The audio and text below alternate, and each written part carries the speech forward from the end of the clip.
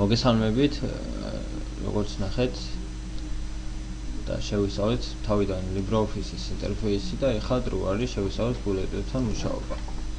ამისათვის დავამატოთ ახალი სლაიდი, როგორც წინა გაკვეთილებში ნახეთ insert slide და ავიჩიოთ title content ტიპის layout.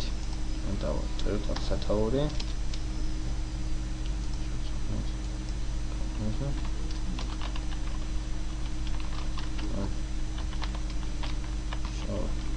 დავადეთ შევუდგეთ ბულეტებთან მუშაობას.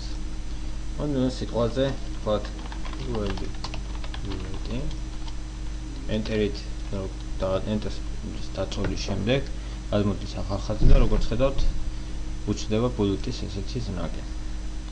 სიტყვაზე ბულეტი მეორე ბულეტი მესამე.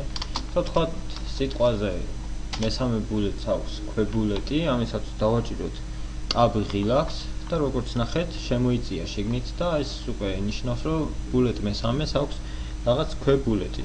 სიტყვაზე ბულეტი მესამეს პირველი ბულეტი მესამეს მეორე და თქვათ კიდე ბულეტ მესამეს ყავს, რაღაც ბულეტ მესამის მეორეს ყავს კიდე ბულეტი, ამისათვის კიდე enter-ს დავაჭიროთ, კიდე tab-ს დავაჭიროთ და უკვე ბულეტი მესამის მეორის პირველი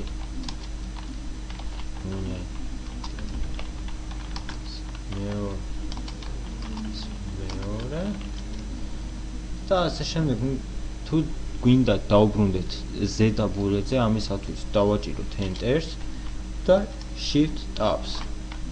და როგორც ხედავთ, დავუბრუნდით მეორე დონის ბულეტამდე და თქვა დავწეროთ აქ გავაგზავნოთ ბულეტი მესამის მესამე. და კიდე თუ ზედა ბულეტზე გვინდა ასევე ასვლა, თუ ზედა ბულეტზე გვინდა ასვლა, ასევე დავაჭიროთ enter-ს და shift tab-ს. უკვე როგორც ხედავთ, სულ თავიდან საწყის ბულეტის ეტაპზე დავუბრუნდით და დავაწეროთ ბულეტი მეოთხე თქვათ სიტყვაზე.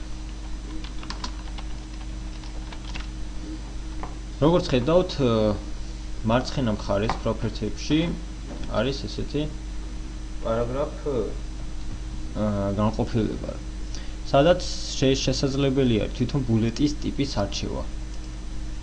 აი აქ ისრების ტიპის მოვნიშნოთ ყველა. ისრების ტიპის თქვათ წვანი მგვალები. ასევე შესაძლებელი არის რიცხვების სახით წარმოდგენა. აი აქ როგორც ხედავთ. მოდით დავაყენოთ ამ წვანეს, უფრო ლამაზია და დავაყენოთ. ამით მორჩა ბულეტებთან მუშაობა და გემშვიდობებით დროებით.